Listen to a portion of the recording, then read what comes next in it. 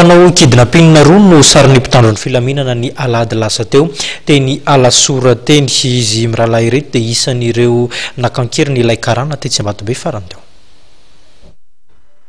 Niroso tamin'ny famerenana ny zavantranga nandritra ny fakanakeriny ilay teratany karana fantatra amin'ny anarana hoe Zaida teny Ambatobe ny mpitandro ny filaminana.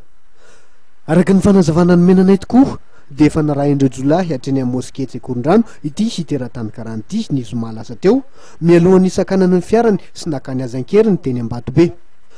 Nitakin'ireo ho jolahy vola ny fianakavian'i Zaida ary ny toto-saina ny sabotsy sy lasa teo ny fandorona izany lelavoly izany teny Andotapenaka. Naraina ary nanaova mpitandro ny filaminana velam-pandrika teo ireo jolahy apakakeriny mba ahafahana mamantatra ny hitoerana nitazoman'izy ireo an'ilay hiteratany karana. Nisy ny fanafiana ny toerana fiafenan'ireo jolahy teny Alasora. Ny alahady lasa teo ka nahafahana nanavitra ny Zaida. Ny jolahy mpakakeriny misa roa kosa no fantatra fa voasambotra tamin'io fotoana io.